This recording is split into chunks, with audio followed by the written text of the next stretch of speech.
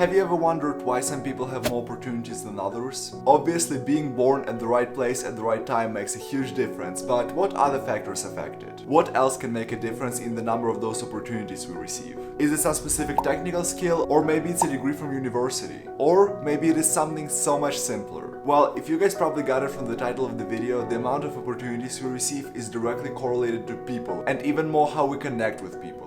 How we win their friendship, sympathy, or whatever you guys want to call it. Let me tell you a quick story, guys. I remember it was the very first time when I ever decided to try In-N-Out. My girlfriend and I went there and we were waiting in the line, and then there's that guy approaching us from the back. It was a young man and he was wearing a nice suit and everything, and he struck the conversation right away. He was asking a lot of questions about me, but then he was just listening. And that one incident put me on a path of learning about human nature and how do we communicate as people. Because I thought to myself, I want to do it the same way. I want to make friends the same way he does and connect with people. So I wanted to learn, what can I do better? How can I improve myself? And that's when Dale Carnegie's classic bestseller got into my hands. How to Win Friends and Influence People. And this one book, guys, completely changed the game for me. My name is Slav, and in this video I'll touch on 5 main principles that I got from this book and how can it literally help you to win friends and influence people. Before I go through that, I would really appreciate if you can like this video, subscribe to the channel, because I post every week something about productivity, self-development, or content creation. So I think you'll find something valuable in here. And now let's get to the video.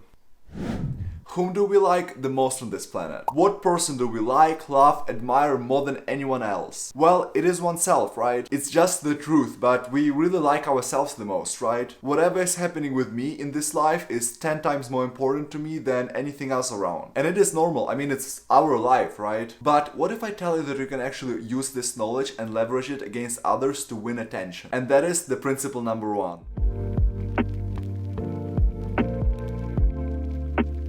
This is a fundamental part in successful human communication, and Dale Carnegie knows perfectly about that. He highlights it multiple times in his book. So let's figure out what it means exactly and how can we use it. Well, it is clear as blue sky. Just be genuinely interested in other people. Listen actively to what they have to say. Couple of things to do: you can nod while they talk, like in an agreement way, or you can even make a little sound like, I understand. That makes sense. Or you can also include gestures, like, yeah, that makes sense what you're saying, without obviously saying it, just do the hand movement. The main idea behind this principle is to make the person valuable and important. Every one of us wants to feel important, so if you actually give it to another person, it levels up your chances to a good conversation, right? Look, we care about ourselves the most, so we can leverage it by talking to other person about themselves, not about yourself or something else. Ask them questions related to them. Dale Carnegie said it perfectly in his book. Talk to people about themselves and they'll listen for hours. And now let's go to the next principle. We all have different situations in life, and some days are better and some days are worse, and we cannot feel the same every day, right? But answer yourself a question: who is it easier to talk to? With a grumpy person who hates his life, always negative and want to complain about everything, or the person who at least can produce a smile to you? I think this choice is very simple, and it leads us to the second principle.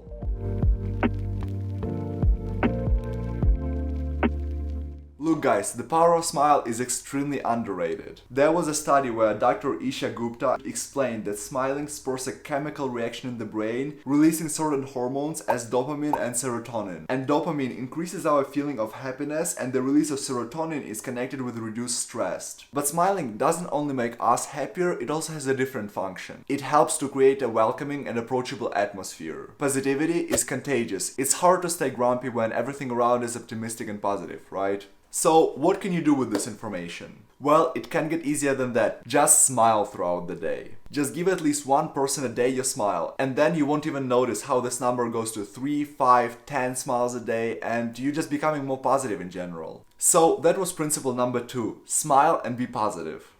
We've already determined who is the most important person for us. So what do you think is the most important word for us? The one word that we like to hear the most. I hope you would guess it by now, but this is our name.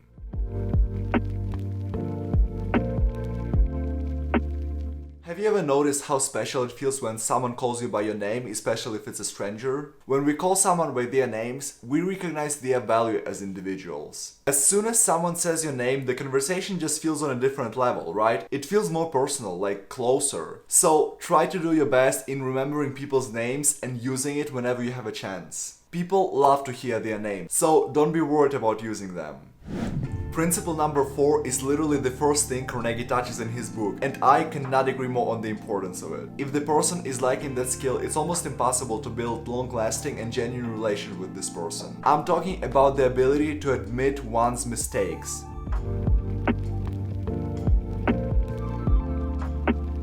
You know, I always find myself in the position of winning people's trust. Either it's coaches I played for or bosses I worked for. I always find those people easy to communicate with, and we kind of build the trust between us. And I 100% know that my skill of admitting my own mistakes helped me tremendously in it. Try to guess what people hate more. If you make a mistake, admit it and communicate how you're not going to make it next time. Or if you made a mistake and everyone in the room is aware that you messed up, but you're not admitting it, you're complaining about it, and you're blaming everyone else around.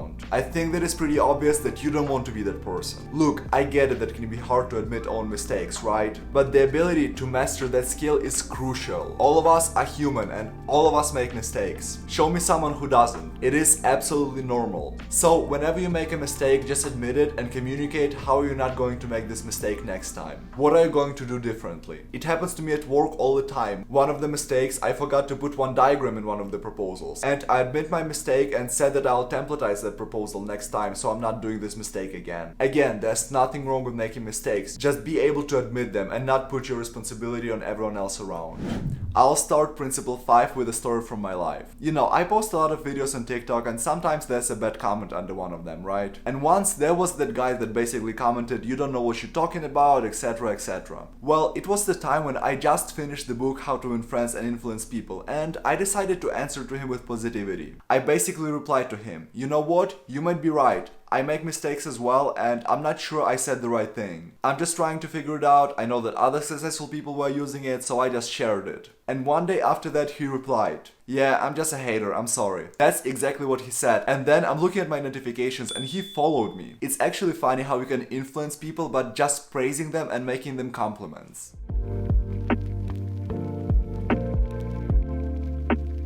Look, constructive criticism is good and there's time and place for that, but especially with the new relations, try to praise and appreciate others. Let them know that you value what they do. There's another funny story related to that displayed poster. So it had a super tiny scratch in it when I received it, and I decided to write to a technical team. And you know, I really love this company, I love what those guys are doing, so I didn't want to sound like a jerk, right? So I emailed them. I started off by saying that I love what they're doing and how great of the job they're doing. That the poster that I got exceeded my expectations, it's super high quality and I basically love it. And then I said that to my upset, I discovered such a tiny scratch on it. And if that's possible, to send it back and maybe replace it with the same one. Next day, the reply I got from them said that there's no need to send this one back and that they'll send me a new one without a scratch as soon as possible. And they apologized deeply for the inconvenience I experienced. The moral of the story is that praising and appreciating others will get you a long way.